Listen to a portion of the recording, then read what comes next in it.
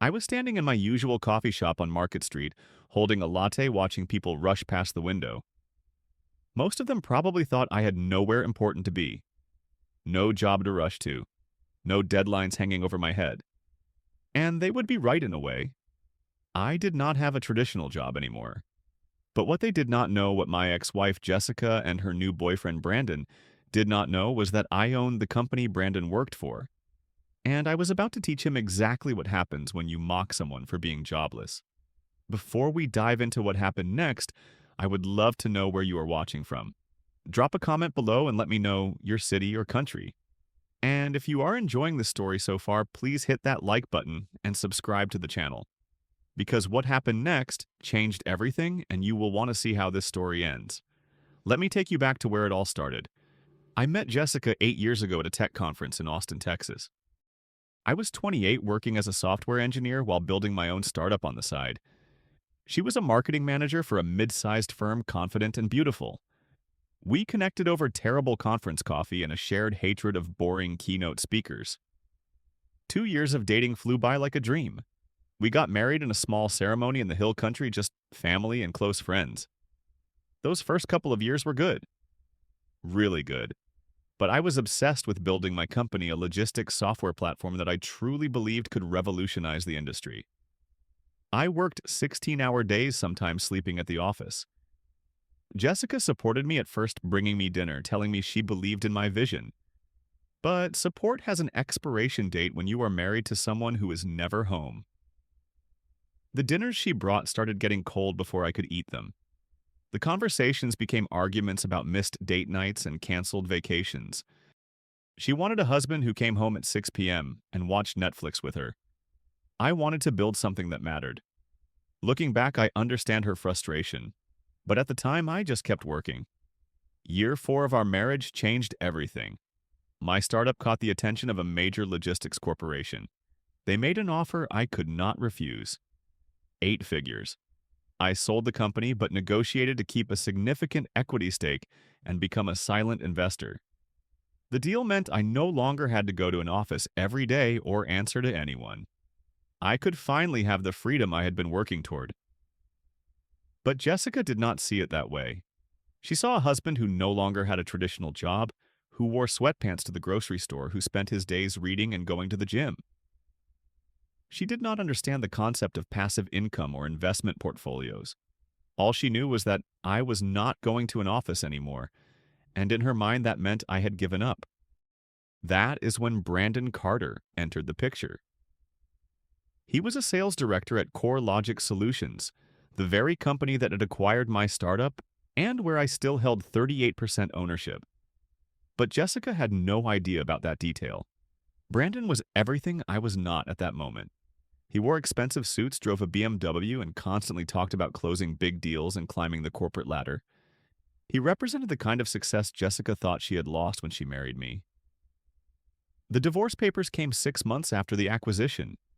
The reason listed was irreconcilable differences, but the real reason was simpler.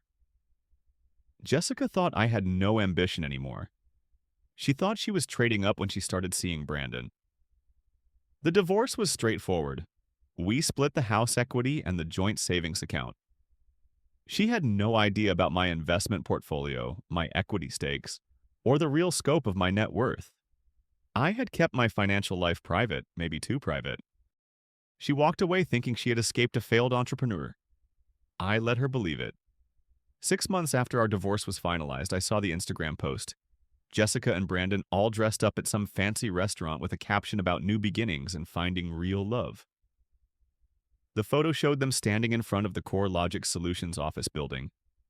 I recognized it immediately. Brandon worked for me in a sense, though he had no idea. I pulled up the employee directory that night. Brandon Carter, sales director, 3 years with the company, solid performance reviews, good salary. The irony was almost funny. Almost. The first time I ran into them was not planned. I was at Whole Foods on a Saturday afternoon wearing jeans and an old university t-shirt buying groceries for the week. I turned down the wine aisle and there they were. Jessica saw me first. Her face went through about 5 different expressions in 2 seconds. Surprise awkwardness, something that might have been pity. Brandon turned around and Jessica introduced us. He looked me up and down with this smirk that made my jaw clench. His handshake was overly firm, the kind guys do when they are trying to establish dominance. "So, you are the ex," he said. "Jessica told me you are between jobs right now." The way he said it, like I was some kind of charity case, made something cold settle in my chest, but I kept my voice even. "Something like that," I replied. Brandon launched into this speech about how he had just closed a major contract, how the company was expanding, how he was being considered for VP. Jessica stood next to him, and when she looked at me, there was pity in her eyes. "Are you doing okay, Christopher? Do you need anything?" she asked. The concern in her voice felt worse than Brandon's condescension, like I was some struggling ex-husband she needed to check on. I politely declined and left. I sat in my car for 10 minutes, hands gripping the steering wheel, reminding myself that their opinion of me did not matter. But it did sting. The second encounter was at the gym 2 weeks later. I was halfway through my workout when Brandon walked in with 3 other guys. They were loud laughing, clearly coming from some work lunch based on the polo shirts they all wore. Brandon spotted me immediately. He said something to his friends and they all looked over. Then Brandon walked up, his buddies trailing behind. "Guys, this is Jessica's ex-husband, Christopher. The guy I told you about who could not keep a job," he announced. One of them, a tall guy with slicked back hair, grinned. "What do you do all day, man?" "Play video games," another one chimed in. "Must be nice not having responsibilities." I said nothing, just went back to my exercise. But the third guy, shorter with a beard, called out loud enough for half the gym to hear. "If you need a job, I can ask around. We might have a janitor position opening up." They all laughed. Other people in the gym turned to look. My face burned hot, but I finished my set, grabbed my stuff, and left. I did not trust myself to stay. That night, I looked up their names in the CoreLogix employee system. Kyle Morrison, Marcus Webb, Dylan Torres. All sales team members. All working under Brandon. All making good money from a company I owned a major stake in. The third encounter was the worst. I went to my favorite Italian restaurant alone on a Thursday night. I liked eating by myself sometimes, bringing a book, enjoying good food without conversation. I asked for a quiet corner table. 20 minutes into my meal, I heard a loud, familiar laugh. Brandon's group came in. 6 of them this time, including Jessica. They got seated at a large table not far from me. Brandon saw me within minutes. "Look who's here," he said loud enough for surrounding tables to hear. "Still unemployed, Chris?" His friends laughed on cue. Jessica put her hand on his arm, whispered something, but she was not exactly defending me either. Just looking uncomfortable. Brandon kept going. "I'm buying dinner for everyone tonight," he announced to his table. "Can you do that, Chris?" "Oh, wait." More laughter. I felt every eye in the restaurant on me. I called the waiter over, paid my bill, and walked out. I did not eat another bite. That night, I barely slept. The humiliation had piled up encounter after encounter. And I realized something. Brandon did not just think I was beneath him. He enjoyed making sure everyone else thought so too. 2 weeks later, I received an invitation to the CoreLogix Solutions annual Family Day. It was being held at a resort about an hour outside the city. The CEO, David Martinez, had personally emailed me. "Christopher, it would mean a lot if you could attend. I know you prefer to stay behind the scenes, but it would be good for you to see how the company has grown." I almost declined. But something made me accept. Maybe I wanted to see the company I had helped build. Maybe I wanted to observe how it was being run. Or maybe, if I am being honest, I wanted to be there when the truth came out. I had been hearing rumors about irregularities in the sales department, expense reports that did not add up, entertainment costs that seemed excessive. I had requested a quiet internal audit a month earlier. The results were due any day. The resort was beautiful. Trees everywhere, a lake, outdoor pavilions set up with food and games. I dressed casually, khakis and a button-down shirt. No need to draw attention. I grabbed a coffee and stood near the food area watching families and employees mill around. Then I saw them. Brandon and his crew all wearing company polo shirts laughing and taking photos. Jessica was there too in a sundress staying close to Brandon. They looked happy, confident like they owned the place. Brandon spotted me and his expression changed. Confusion, then annoyance, then something like anger. He walked over fast, his friends following. "What the hell are you doing here?" "This is a company event. You cannot just crash it," he said. "I was invited," I replied calmly. Brandon laughed. "Invited by who?" "The catering staff." Kyle jumped in. "Maybe he's here looking for work." "Desperate times, man." Marcus crossed his arms.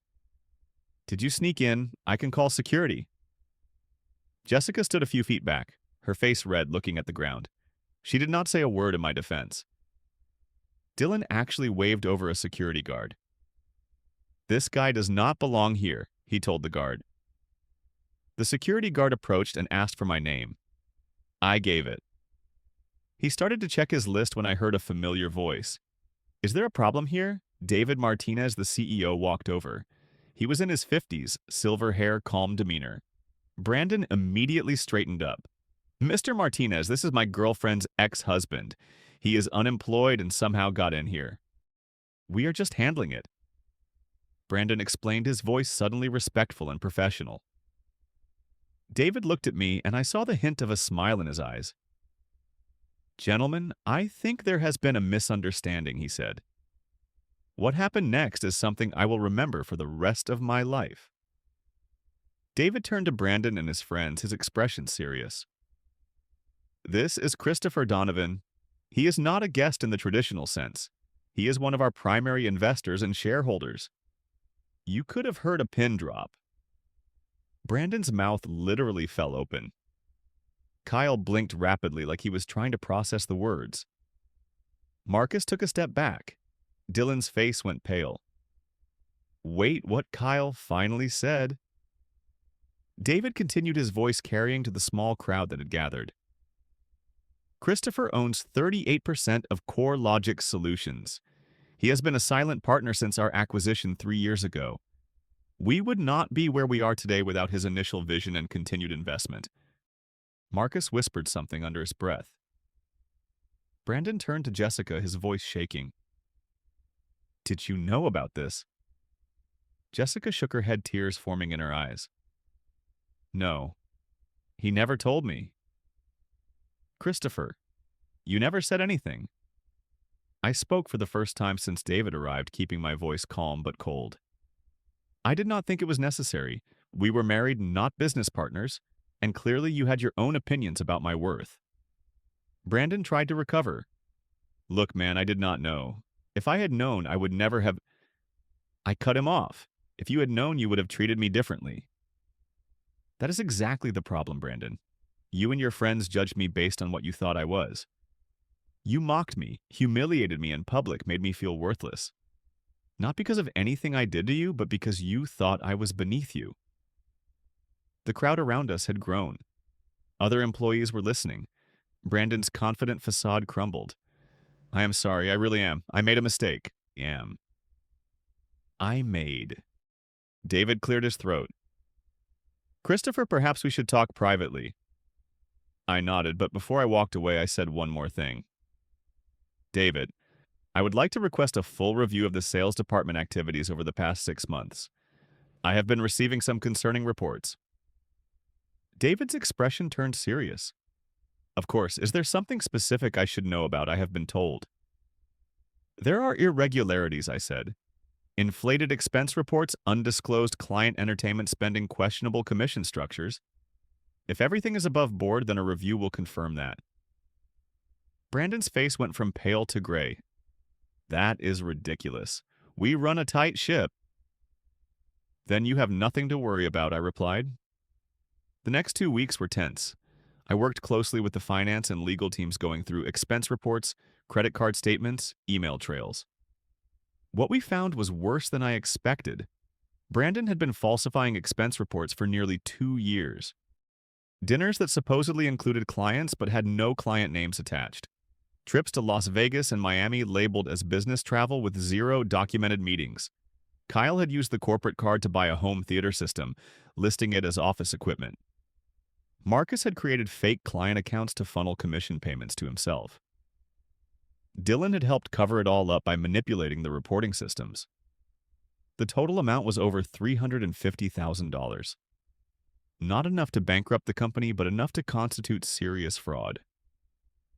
I felt sick reading through it all. These guys had not just mocked me. They had been stealing from a company I had built that I still owned a significant part of. The disciplinary hearings were held in a conference room at the main office. I attended along with David, the head of HR, and our legal counsel. Brandon was called in first. He tried to explain it away as accounting errors, misunderstandings. I watched as our lawyer presented the evidence. Emails where Brandon joked with Kyle about padding expense reports. Text messages about the Vegas trip that had been billed as a client pitch. Bank records showing personal purchases on the corporate card. Brandon's story changed. He admitted to some mistakes but claimed it was not intentional fraud. Then he started begging. "Please, Christopher, I have a mortgage. Jessica and I are getting married next month. I cannot lose this job. I know I treated you badly. I was wrong. But please do not do this." I looked at him across the table.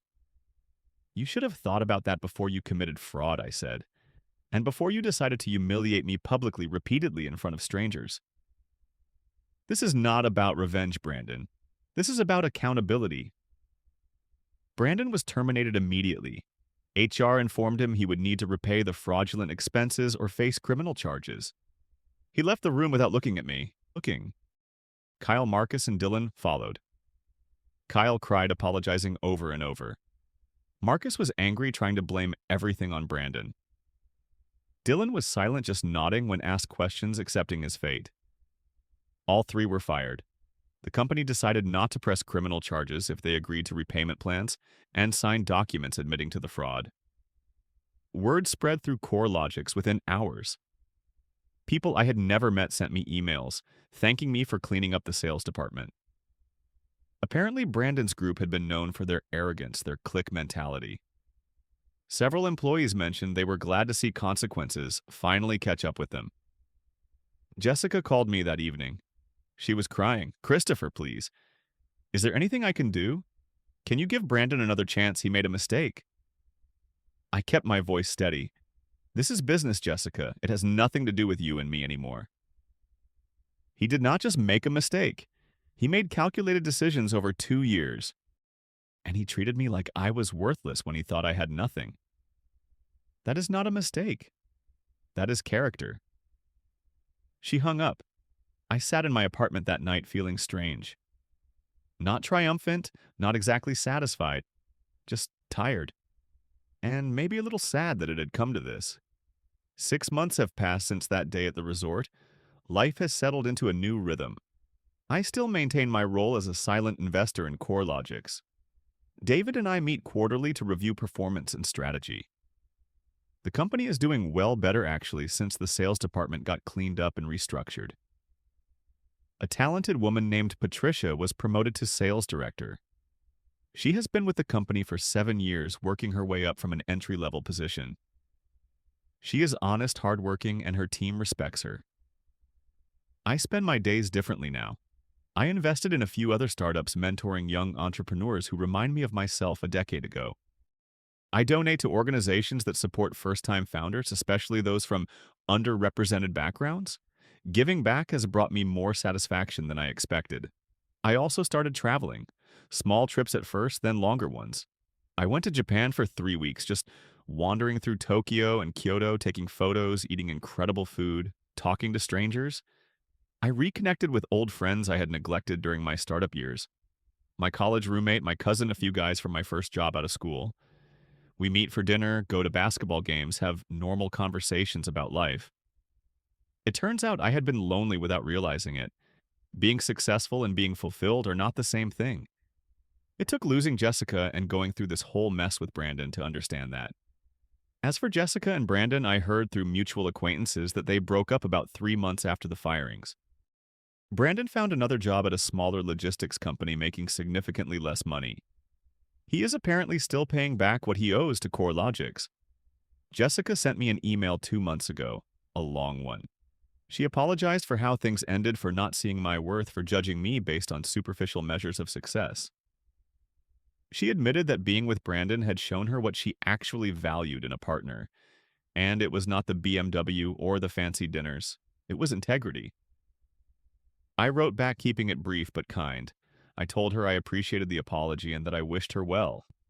I meant it. I do not carry anger toward her anymore. We wanted different things at different times. That happens. It does not make either of us bad people. Kyle, Marcus, and Dylan also found new jobs, though, all at lower levels than where they had been. I heard Kyle is working in inside sales now, making calls instead of managing accounts. Marcus moved to a different city, starting over. Dylan stayed local but switched industries entirely. I hope they learned something from what happened. I really do. I am sitting in the same coffee shop where this story started, watching the same people rush by outside. But I see things differently now. I used to think success meant building something big, making a lot of money, proving to everyone that I could do it. And those things felt good for a while. But real success, the kind that actually matters, is quieter. It is knowing your own worth regardless of whether anyone else recognizes it. It is treating people with respect even when you have nothing to gain from it.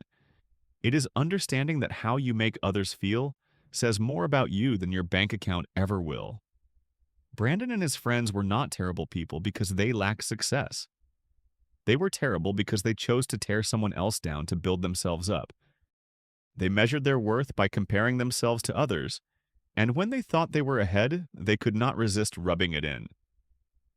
That is a miserable way to live, always needing someone beneath you to feel good about yourself. I could have exposed Brandon, quietly handled the whole thing behind closed doors. Part of me wishes I had, but another part knows that public accountability was necessary. Not for revenge, but because sunshine is the best disinfectant. Other employees at CoreLogix saw what happened and understood that fraud and cruelty have consequences. That matters. The biggest lesson I learned is this: your value as a person is not determined by your job title, your salary, or what car you drive. It is determined by your character, how you treat others, especially when you think no one important is watching. Brandon failed that test. He thought I was nobody, so he felt free to mock me, to humiliate me, to make me feel small. He never stopped to consider that maybe appearances can be deceiving. I do not need to prove anything to anyone anymore. I know who I am. I know what I have built. And I know that the people who truly matter will see my worth without me having to display it like a billboard. Success is not about proving people wrong. It is about knowing your own worth regardless of who is watching. So here I am, still drinking coffee, still wearing comfortable clothes, still living a life that might look ordinary from the outside. But I am content. I am at peace. And that more than anything else feels like winning. Now I want to hear from you. Have you ever been judged or underestimated by someone only to prove them wrong? Later, how did you handle it?